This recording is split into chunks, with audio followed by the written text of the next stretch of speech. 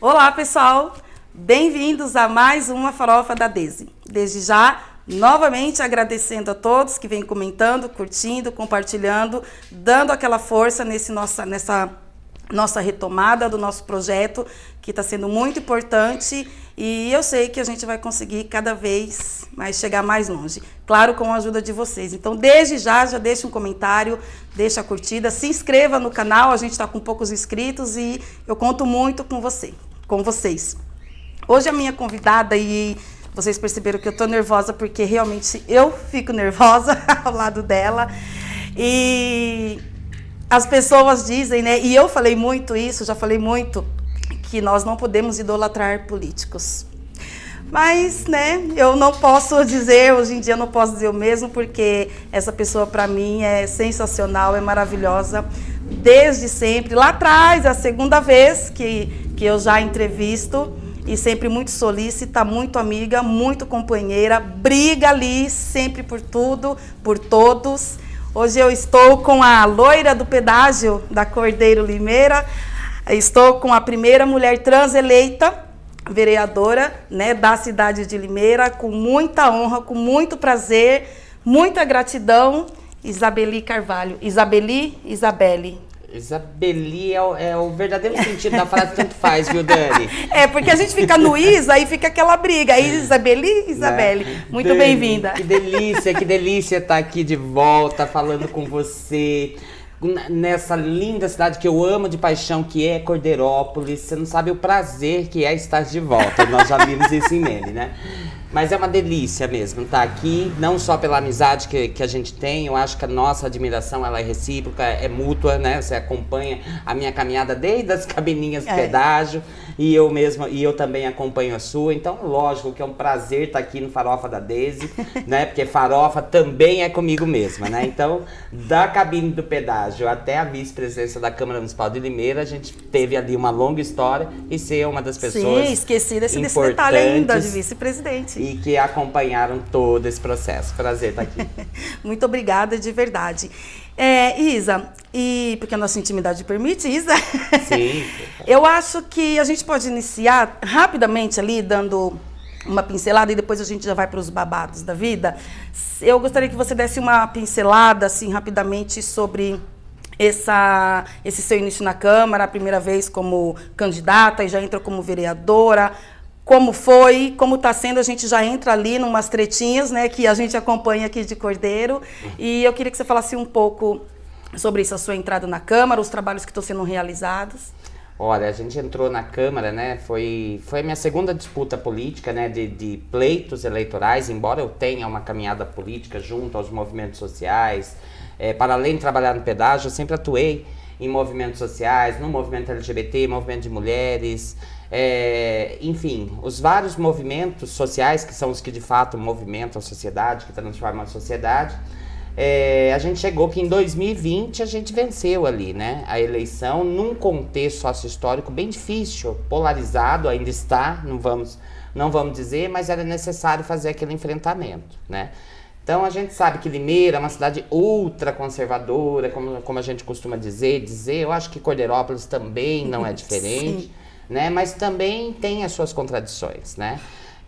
Um cenário político nacional que se colocava ali, e isso no meio do governo das trevas, como eu costumo dizer, que era o governo Bolsonaro, Limeira deu uma resposta a isso que estava acontecendo, e a resposta encontrada em 2020 foi a minha eleição para a Câmara Municipal de Limeira, ocupando aquele espaço. A única, um mandato, digamos que solitário, a única mulher trans, a única de esquerda, pelo menos assumidamente, né? Então, num contexto assim que precisava dessa resposta, né? E desde então a gente vem trabalhando ali pautas que nunca antes foram trabalhadas organicamente na Câmara Municipal. Como o nosso mandato, ele atua sobre a égide de basicamente 3 pilares, né? A defesa intransigente dos direitos humanos, e aí a gente tem uma agenda ampla de trabalho com os diversos segmentos vulneráveis da nossa população, né? As chamadas minorias sociais, né? Quando a gente diz minorias, não é numericamente falando, mas sim na questão de direitos, tem menos direitos, né? Como é o segmento de mulheres, o segmento LGBTQIA+, que tem uma atuação importante no nosso mandato, mas não é só, né? As pessoas com deficiência, a comunidade de negros e negras, né? A luta pela terra, a luta pela economia solidária, né? A questão da luta por moradia também é uma das pautas centrais do nosso mandato, e tudo isso gira em volta da defesa intransigente dos direitos humanos que a gente desenvolve. Uma outra vertente é a participação popular, né? A participação popular, a participação das pessoas na política, ela pode se dar de várias formas, né? Com vários mecanismos: incentivar, promover, ir às ruas, dialogar na base, dialogar com as pessoas, com a população. É o que o nosso mandato tem feito para garantir, ainda que minimamente, a participação popular, a participação das pessoas na política, fazer com que as pessoas voltem a acreditar na política, que há muito tempo anda, né, caída, um dos maiores digamos desafios. assim. E é natural, você liga a televisão de manhã, de tarde, de noite, você vai falar sobre política, é roubalheira, é corrupção, é lava-jato, é isso, é aquilo, não há como gostar de política, né? Só que não se resume àquilo. Esse é um sentimento já construído para as pessoas não se aproximarem. E a gente atua na contramão de tudo isso, que é promover uma participação popular. Não, a política tem a ver com as nossas vidas, né? Política define os rumos coletivos, a gente faz parte de um todo. E se a gente faz parte de um todo, a gente precisa se aproximar, a gente precisa participar e com isso garantir um avanço que a gente tanto clama muitas vezes e não sabe nem como agir, né? Por último, e não menos importante, Dani, o terceiro eixo é o da defesa intransigente das políticas sociais, né? Porque defender as políticas sociais como saúde, educação, segurança pública, transporte coletivo, tudo isso é garantir direitos à população, né? Então nós temos ali, a gente tem uma atuação que vai na defesa dessas políticas, né? E na contramão de uma ótica de desmonte da máquina pública, né? Do sucateamento dos serviços públicos, né? Da valorização, inclusive, dos servidores e servidoras, que são os que conduzem essas políticas. E a gente sabe que quem mais precisa dessas políticas são aqueles que mais precisam, né? Sim. De fato, a população mais vulnerável. Então, com isso, a gente fecha ali todo um arcabouço de eixos estruturantes do nosso mandato. É basicamente 3. E só esses 3 tem muito trabalho pela frente. Sim. A gente sabe que Limeira não é uma cidade fácil. A gente é governada ainda por um prefeito que não olha para aqueles que de fato mais precisam, que governa realmente para poucos, para os seus grupos, né?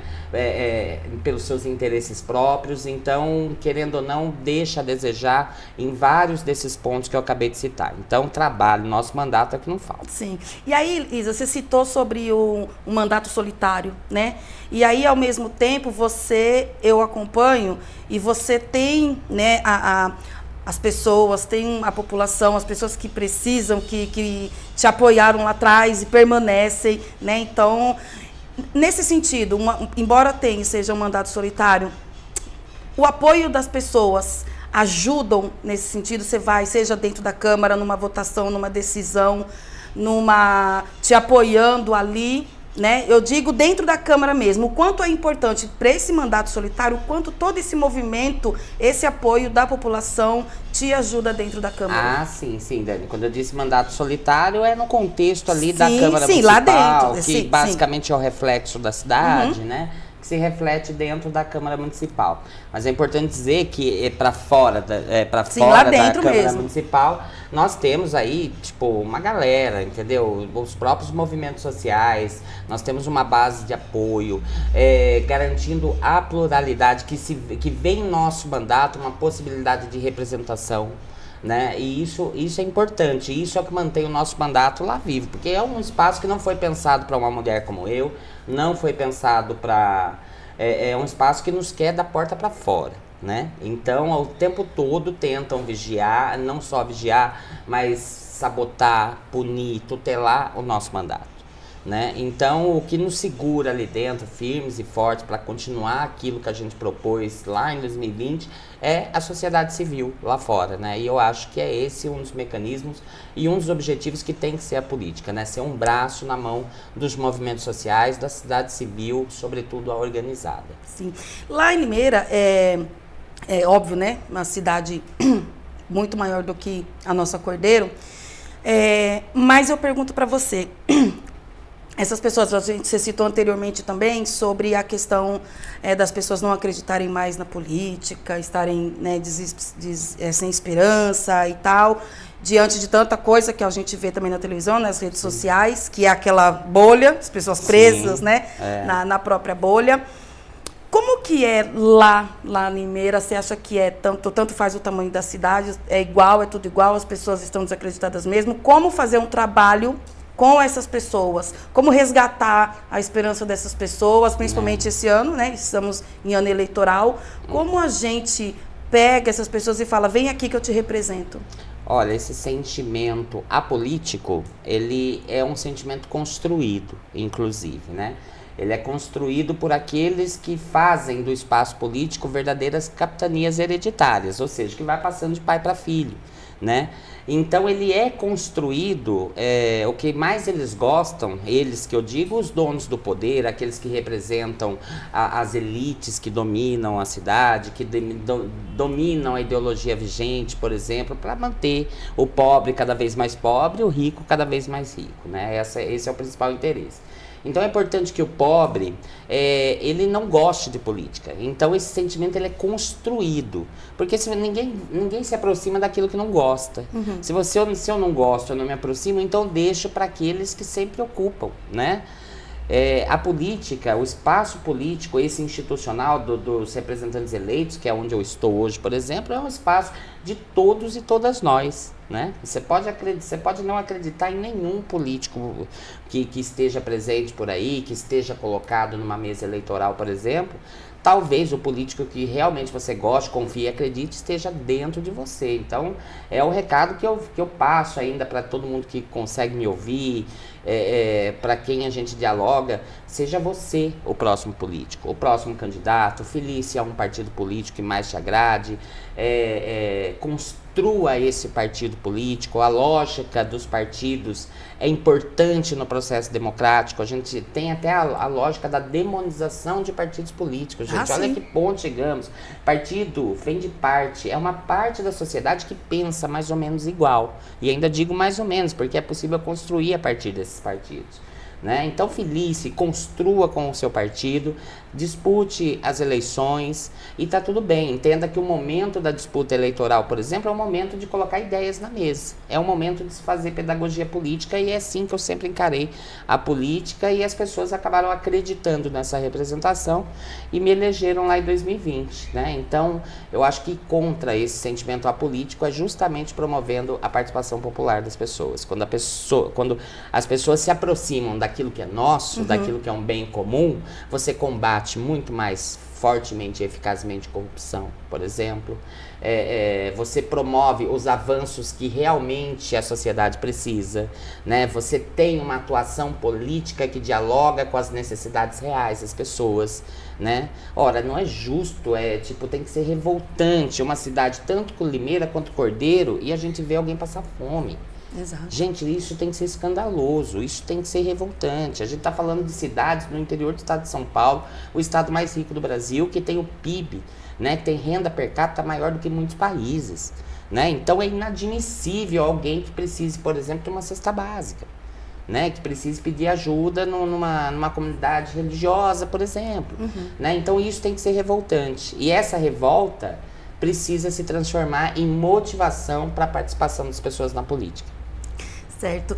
E lá dentro, eu acompanho também o seu trabalho lá na Câmara e você tem um debate, né, uma comunicação forte, você não está nem aí, é super, para mim, um espelho mesmo, né? E eu ficava imaginando, inclusive quando lá atrás, né, quando eu saí candidata e eu me imaginava, eu falava, gente do céu, porque eu já via você lá na rua, naquele movimento e aquele discurso, né, e era né, realmente, nossa, eu posso discursar dessa forma. E hoje eu vejo você dentro da Câmara com o mesmo discurso forte, com as mesmas defesas, e eu pergunto para você, você não tem medo?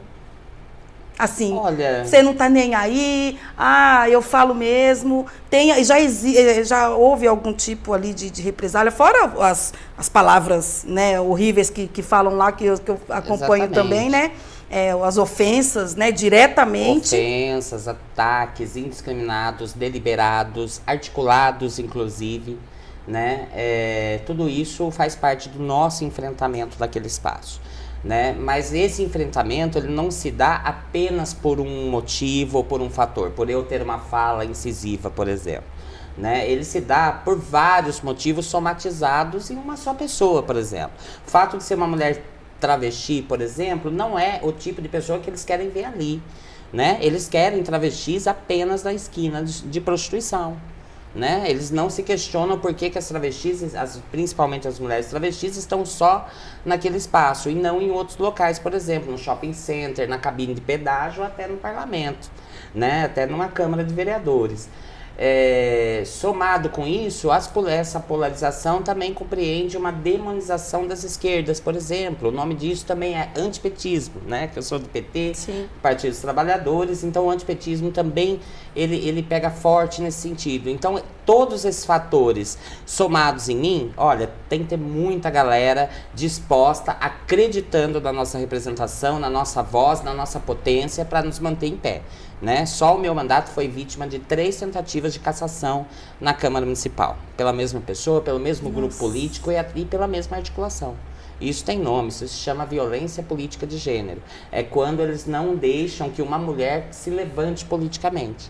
Aonde existe um imaginário social que o lugar da mulher é dentro de casa, é na cozinha, cuidando da casa, dos filhos, do marido, e não participando dos espaços políticos, dos espaços que também nos pertencem. Quanto mais uma mulher travesti como eu. Então é muito enfrentamento, viu, Dani?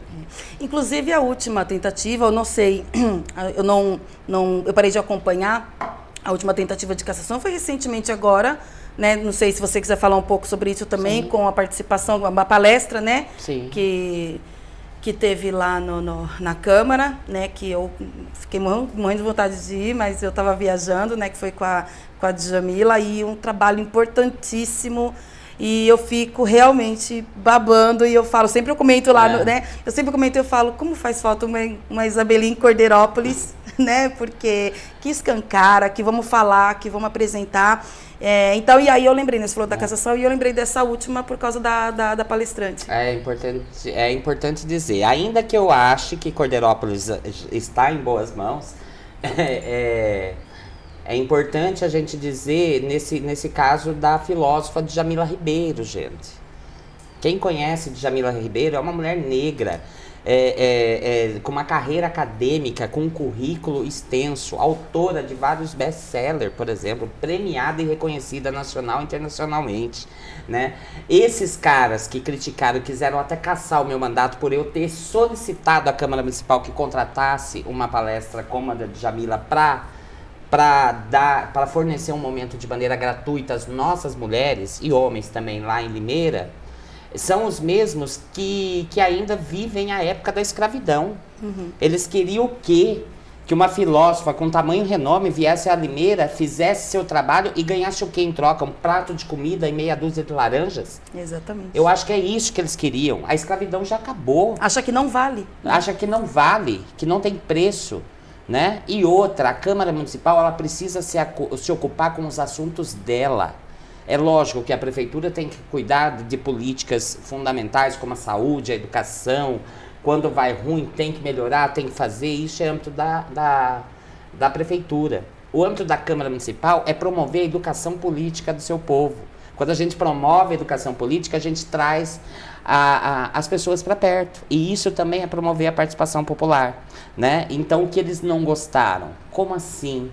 Como assim a Câmara Municipal vai gastar e vai se ocupar em trazer uma filósofa negra, acima de tudo, que vai vir falar verdades e realidades, para fazer alusão ao 8 de março. Promover educação política é um dos preceitos da Câmara Municipal, mas eles fingem que não entendem. Porque entender, eles entendem, eles fingem que não entendem, porque é importante para isso. E eu fui quase caçada sem ter cometido nenhum crime, ou seja, por promover sem educação... fundamento também? Sem fundamento. Eles não tinham fundamento? Nenhum.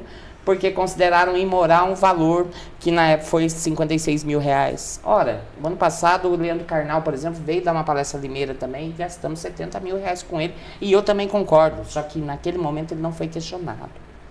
Entendeu? E agora ele foi questionado, porque ele somatizou mais a nuance do racismo institucional nessa questão da palestra. Quase tiraram, cassaram meu mandato. E caçar meu mandato não é tirar a Isabeli da Câmara, né? É calar a voz daqueles que hoje se sentem representados e nunca se sentiram, né? Então, na visão deles, é importante não me ter por lá, né? Eles me querem da porta para fora. Você, seu povo, e tudo é isso que você representa, que você ousa falar em nome, né? Então, basicamente é isso. E Isa, fala para mim uma coisa. Como que é a relação, não sei, tá? Realmente não sei, vamos ver aqui o que sai. Como que é a relação, politicamente falando, de Limeira com Cordeirópolis, o PT de Cordeiro com Limeira? Tem uma boa relação? Vocês têm algum trabalho que vocês fazem junto? Como você vê os trabalhos que são feitos em Cordeirópolis? Que, né, você falou agora, né? Cordeiro está em boas mãos, né? Então eu sei que você acompanha muita coisa. É que é real, Dani. Para além da questão partidária que eu tenho com a Fátima também, aliás, um abraço para ela aqui em Cordeirópolis. Para além da nossa relação partidária, a gente precisa ponderar certas questões políticas, inclusive, né? A gente, vira e mexe, a gente está em discussão, sobretudo pela Limeira Cordeirópolis, né? Nós temos um impasse aí de uma judicialização, porque não houve diálogo com a Prefeitura de Limeira. A Prefeitura de Limeira fica com toda a arrecadação e não cumpre o seu papel da manutenção minimamente daquela rodovia, né? E eu conheço as demandas, da rodovia de perto, eu trabalhei anos ali, eu sei o que reclamar, sabia de cada buraco existente, né? Só que o papel do vereador é fazer a cobrança. Cobrança nós temos feito diariamente, através de projetos, indicações, reuniões com a prefeitura, solicitando, pedindo, cobrando, inclusive na Câmara Municipal.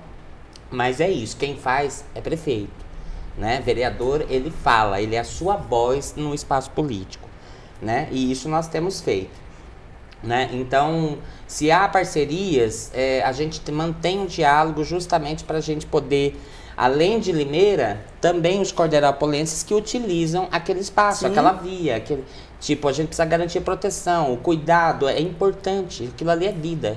Eu já vi gente morrer naquela estrada. Eu já vi muita gente, amigos, que trabalhavam em Limeira, também, que Cordeirópolis, funcionários da Bignoto, entendeu? Como a gente fazia amizade ali no pedágio, eu já vi morrer. Eu já vi perder amores de várias pessoas ali, naquela rodovia, criança morrer em acidente de trânsito, né, ao longo de todos esses anos, lógico. Então a gente se propõe também a fazer essa discussão. Mas é inegável que Cordeirópolis está em boas mãos em vários aspectos, pelo menos aqueles que eu consigo acompanhar, né? Sobretudo a questão cultural da cidade, né? Promove eventos para a população. Então, Dani, quando eu disse que Cordeirópolis está em boas mãos, porque é inegável a distância do desenvolvimento de políticas públicas aqui em Cordeiro com Limeira, por exemplo. É lógico que nós não temos como comparar a questão de tamanho, né, do contingente da densidade demográfica, do contingente populacional, é de fato. Mas Cordeirópolis, querendo ou não, é uma cidade que está desenvolvendo políticas importantes como a questão cultural, por exemplo. Tem Limeira inteira sai do carnaval da cidade e vem a Cordeirópolis. Quando é aniversário de Cordeirópolis, as pessoas de Limeira lembram mais da cidade de Cordeirópolis do que da própria Limeira, porque aqui tem show.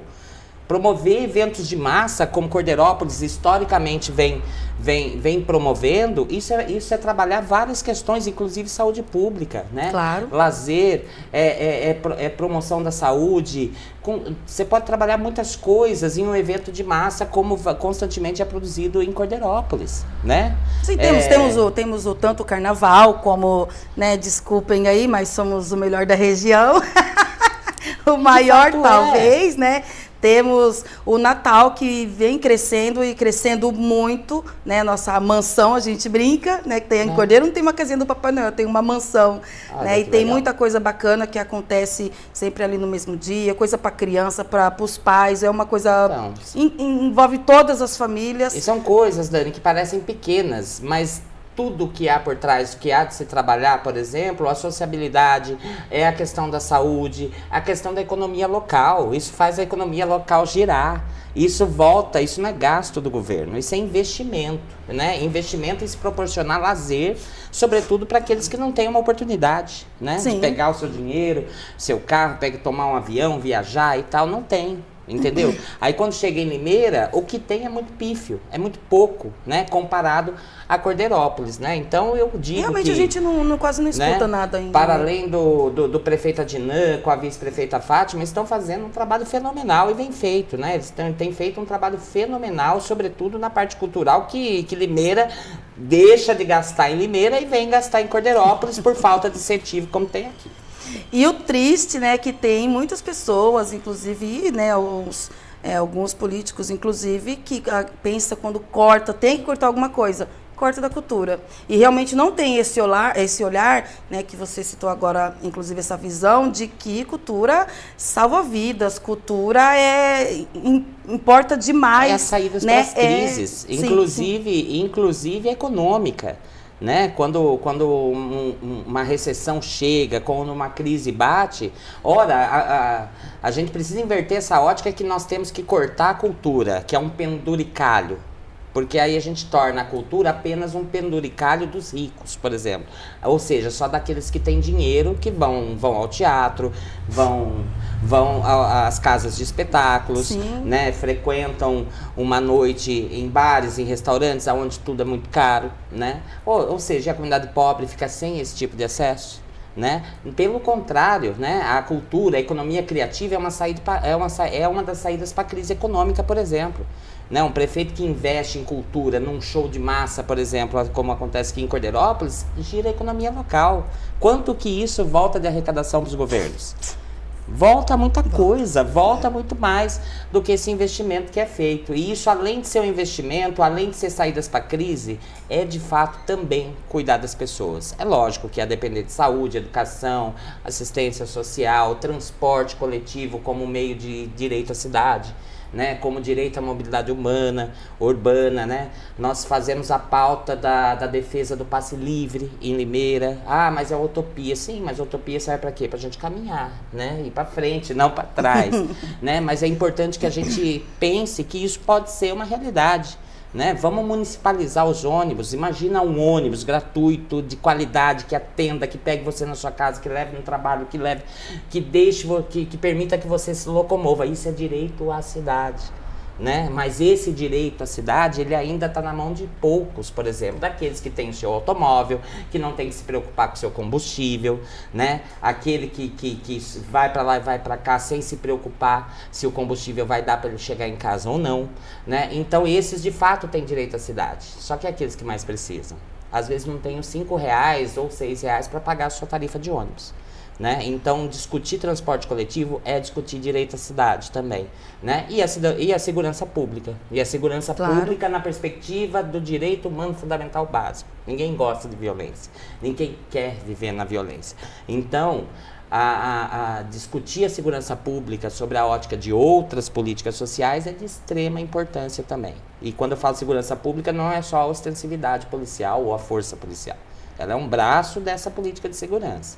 Né? Política de segurança tem que ser de fato para todos e para todas. Não pode ser só para o rico do condomínio, enquanto o pobre da periferia está levando bala de borracha e cacetete no lombo. É que inclusive essa ostensidade tem se agravado cada dia mais, né? Não, exatamente. Inclusive no interior, né? Aqui no interior a gente vê aí grandes cidades, mas eu não sei se está se aproximando ou já existe e a gente não quer enxergar, né? Porque realmente eu acho uma questão que está se agravando bastante também, essa grosseria, esse modo de falar, olha, essa violência. É uma violência policial, né? Existe uma ótica, né, sobretudo aos comandos das forças de armas, né, das polícias, né, de um modo geral, que identifica um alvo, né? Ele tem um alvo, existe um imaginário, um alvo, né, que constantemente mata, por exemplo. E esse alvo é sempre pobre, é sempre preto, é sempre da periferia,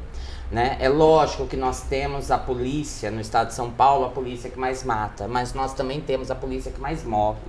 né? O capital, ele estrutura uma ótica tão grande que ele coloca trabalhadores contra trabalhadores para defender o patrimônio dele, né? Da onde sai o vapor barato do tráfico? Lá da esquina do tráfico de drogas, por exemplo. Da periferia, é óbvio. Da onde sai o policial militar, por exemplo? Da mesma periferia, do mesmo local, né? O filho do rico não se torna policial. A família não deixa, a família chora. Imagina, você vai ser advogado, você vai ser médico, você vai ser doutor, você não vai ser policial.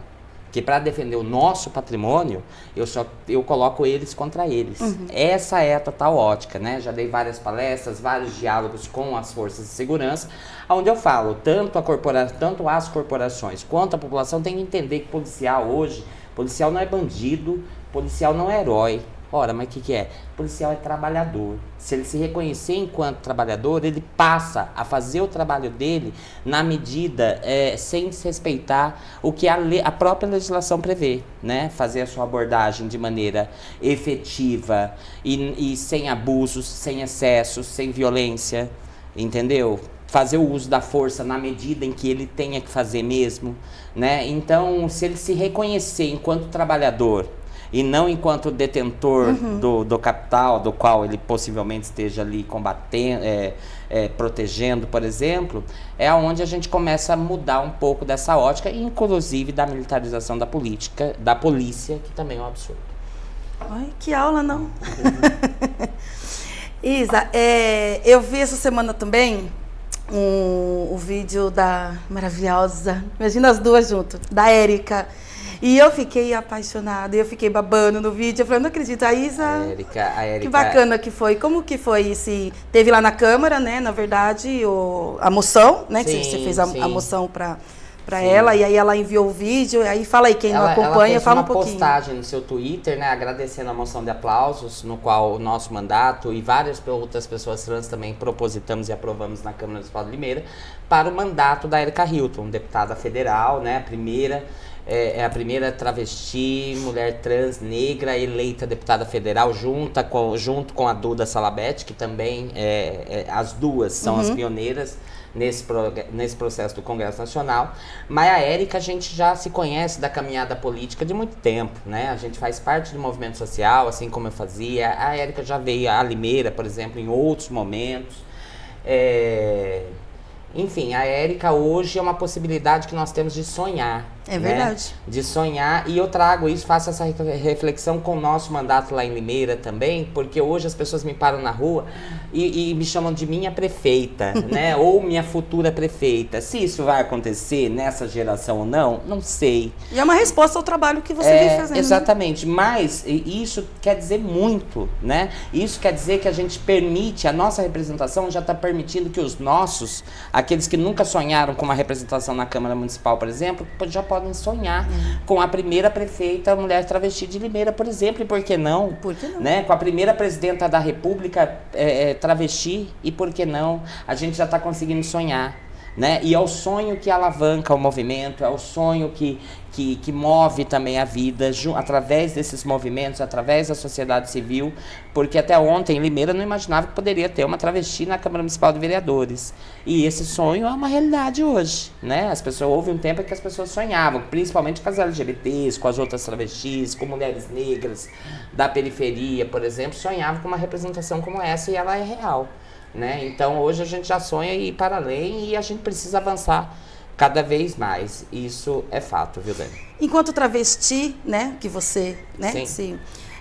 Você sempre sonhava? Você sonhou com isso? Você tinha alguém que havia essa representatividade, né?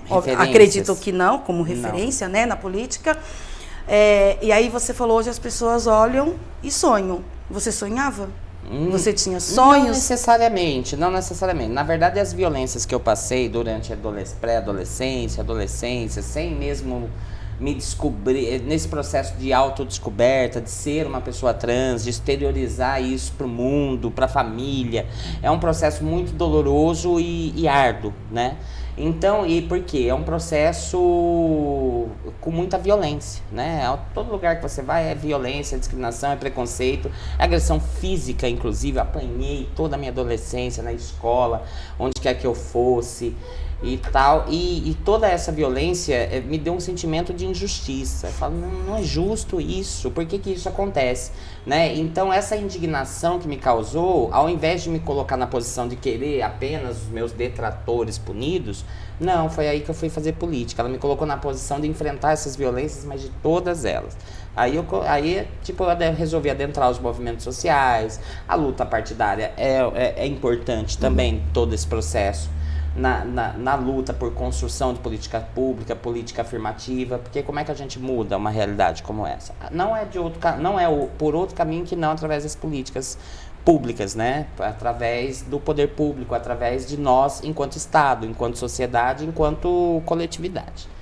E aí eu fui adentrei, fui me movimentando, fui aprendendo muito, e nesse processo a gente constrói referências, né? Tenho amigas travestis de movimento social que foram muito minhas referências, deputados, como na minha época foi mais o João Willis, na Câmara, sim, no Congresso Nacional, que sofreu tudo que sofreu, cuspiu na cara do fascismo, é importante dizer, também foi uma das minhas referências. E aí a gente vai tomando essas referências e vai produzindo a mesma caminhada, o mesmo chão, né? E não é à toa que hoje nós temos uma vereadora travesti eleita em Limeira e nós temos a Erika Hilton no Congresso Nacional, né? Com isso eu queria aproveitar aqui para dizer que a Erika Hilton logo estará em Limeira com a gente. Verdade? Sim. Nossa, que legal. Me avisa, por favor. Sim. Eu não posso perder, porque nossa, é uma pessoa, é uma política também que eu amo de paixão, gosto demais, acompanho. Na verdade, desde o trabalho que ela fazia enquanto lá do mandato coletivo, sim, né, lá em São Paulo, sim, e era muito legal também. E foi realmente com ela também, eu entendi demais essa questão realmente da representatividade, porque acontecia muito isso, né? Lá em São Paulo as pessoas falavam muito quando falava sobre a Érica e o mandato coletivo, por isso que eu perguntei essa coisa do sonho, né? E aí ela se tornar aquela pessoa, como você também de as pessoas olharem e agora eu tenho alguém que olha por mim, nossa, mas agora eu não preciso ter medo, agora eu não preciso apanhar, eu não preciso... Entrevistei a Vicky na semana passada, e aqui de Cordeiro, e a gente tocou em alguns desses assuntos, e aí eu cheguei a falar com ela, né, toquei nesse assunto sobre como algumas pessoas lá atrás, né, tiveram que passar tudo que passaram, para hoje você tá lá na Câmara e manter o seu posicionamento, a sua posição, e gritar chega quando tem que gritar, levantar a mesa também.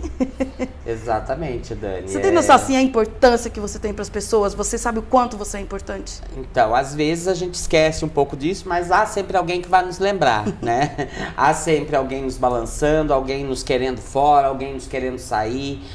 Seja por uma crítica, por uma violência, por um pedido de cassação na Câmara, por exemplo, mas há aqueles que se levantam contra isso. Então isso que mostra o tamanho da nossa importância, o tamanho da nossa voz, né? O porquê nós estamos seguindo esse caminho, né?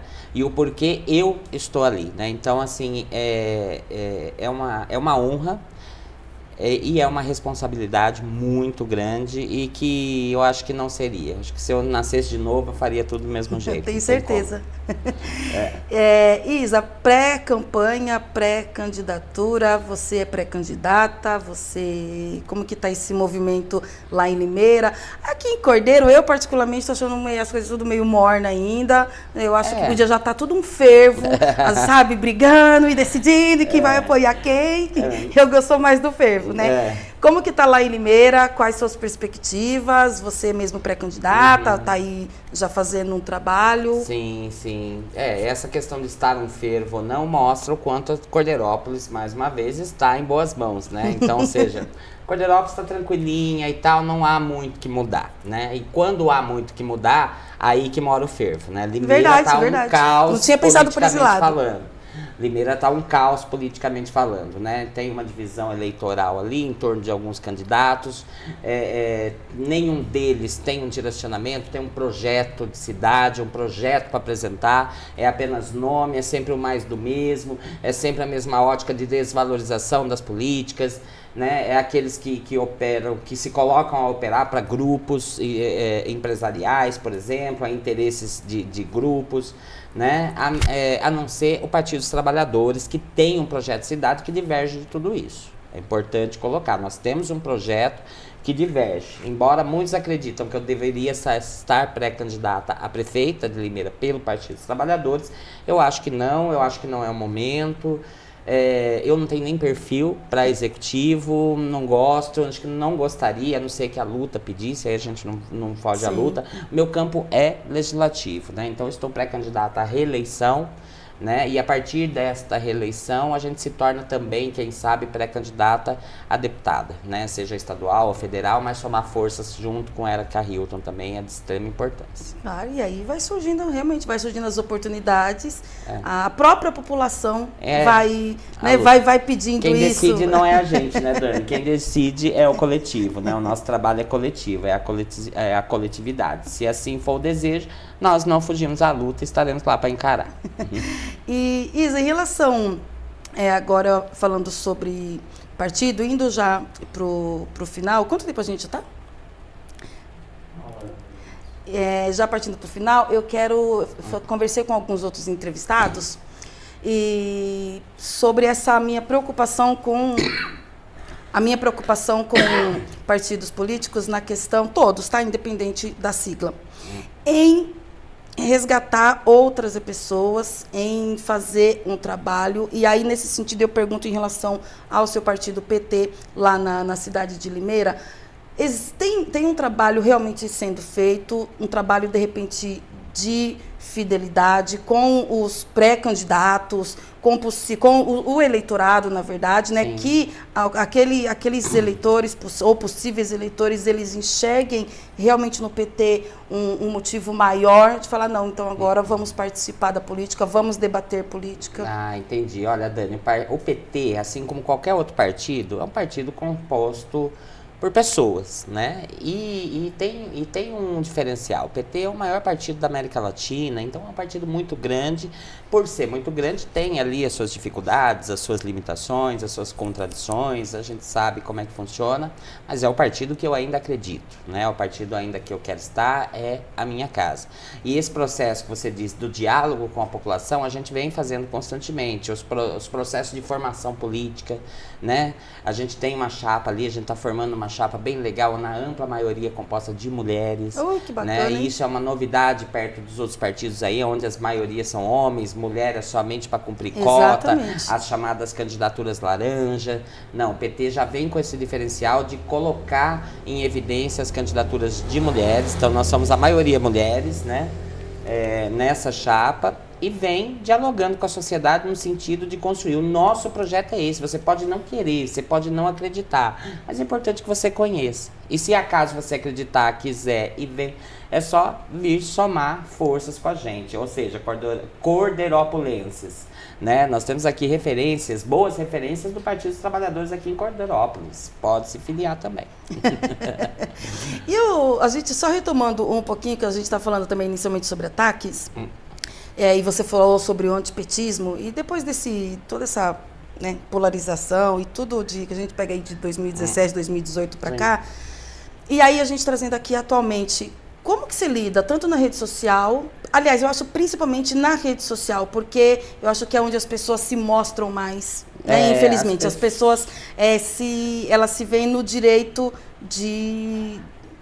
As pessoas são mais abertas nas redes sociais, né? Esses grupeiros, esses ratos de esgoto, por exemplo, eles operam nas redes sociais porque há uma sensação de impunidade, né? Não há um marco regulatório. Né? Eu não defendo censura, logicamente que não, nem qualquer tipo de proibição, mas as pessoas precisam ser responsabilizadas pelos atos que têm, né? Então um xingamento, uma ameaça de morte, uma ofensa que vem pela rede social, as pessoas se sentem libertas a fazer porque há uma sensação de impunidade, de desresponsabilização. Olha, eu criei um perfil falso, um perfil fake, estou aqui na grande Deep Web, por exemplo, e então eu posso fazer o que eu quiser. Não tem que ser bem assim, não tem que ser assim, né? Essas pessoas têm que ser encontradas, identificadas e punidas na medida de seus crimes, né? E dizer que o mundo virtual, assim como o mundo físico, assim como o mundo analógico, por exemplo, não tem que ter diferença. É tudo crime, precisa sofrer as determinadas punições e a gente luta muito para isso. Né? Enquanto pessoa, enquanto política, você lida bem com isso? Você olha assim, você realmente já parte por esse lado do, agora você vai ter que pagar, você vai responder por isso. E intimamente, internamente, você vê os comentários e você nem dá mais bola, já acostumou? Olha, ou ainda sente da situação. muito? No mandato a gente tem estratégia, eu tenho assessoria de comunicação, a jornalista Camila Duarte atua com a gente lá no mandato, e nós temos assim uma diretriz para isso, né? Nós não temos que ficar quietos para pagar de educados. Porque isso é uma ótica que quer nos colocar de volta no lugar em que saímos. Ou a gente responde à altura, ou a gente bloqueia. A nossa ótica é essa. A gente não vai se calar ou se curvar diante de ameaças, diante de ofensa, de difamação, porque isso não é discutir política. Né? Ou a gente responde à altura, ou a gente simplesmente bloqueia. Né? Sem contar os robôs, né? Com esse mundo digital e tal, a gente sabe como é que funciona. Mas um momento do nosso mandato, a gente fez um dossiê com vários grupeiros fascistas nos cantos obscuros da internet e levamos a Polícia Civil, né, lá na seccional, na DIG, e disse ao delegado seccional que eu sou tão autoridade quanto e que esse tipo de ameaça, que esse tipo de ofensa, que esse tipo de difamação não poderia acontecer. É preciso identificar e punir esses criminosos, né? Então nós levamos a conhecimento da justiça, de outras autoridades, para que façam a proteção. Que até mesmo porque eu sou uma autoridade que fala por pessoas que representam uma camada da sociedade, uma parte da sociedade, e que tem que ter garantido íntegro a sua possibilidade de colocação de espaço político na agenda pública. Olha... Não é uma entrevista, é uma aula, é uma inspiração. E realmente você sabe que é a sua forma de se comunicar. Realmente, para mim, é uma inspiração de verdade. E já partindo para o final, não sei se você quer falar mais alguma coisa que eu não tenha perguntado. De repente, não, você podia ter falado disso e não falou. Não. Né? Fica à vontade. Se não, eu realmente, né, você tem um compromisso daqui a pouco, né, então não vou né, prolongar muito mais aqui a conversa. Então eu queria, Isa, de verdade agradecer, né, como eu disse, pela segunda vez. E lá atrás a gente, quem era Dani Desidério? Não tinha nem inscrito no canal. Hoje ainda tem, na retomada aí tem um pouquinho. Mas ela, né, veio aqui, debateu, né, nós conversamos, reunimos um grupo, né, para falar sobre questão de gênero, e foi muito bacana, e hoje ela está aqui enquanto vereadora, e no momento que eu mandei a mensagem, ela de primeira já aceitou, e eu fico muito feliz, muito honrada, e, enfim, só agradecer mais uma vez. Imagina, Dani, eu que agradeço, né, venho aqui não só pela nossa amizade, mas porque eu gosto de Cordeirópolis, né, eu tenho uma história, eu tenho uma ligação com a cidade também por conta do pedágio. Ora, quem de Cordeirópolis não utiliza algum sistema, alguma coisa lá em Limeira, por exemplo, né? Então a cidade passa ali, atravessa o pedágio. Eu 15 anos trabalhando ali, sempre conversando, dialogando, fazendo amizades com cordeiropulenses, né? Tenho as minhas amigas, LGBTQIA+, aqui da cidade também, né? Tem que vir mais para Cordeiro, porque você está me prometendo já uns 3 sim. rolês já que você está me prometendo. Eu vou te cobrar, tá? Por Cordeirópolis. Mas como eu amo, eu também replico o jargão popular que eu falei. Eu adoro a minha pequena, grande Cordeirópolis, viu? Obrigada, Dani. Prazer imenso estar aqui. Eu volto mais vezes sempre que você precisar. Todo meu. Muito obrigada. E é isso, pessoal. Obrigada mais uma vez. A atenção, a audiência de todos vocês. Obrigada pelo carinho. Eu sou Daniela Desidério.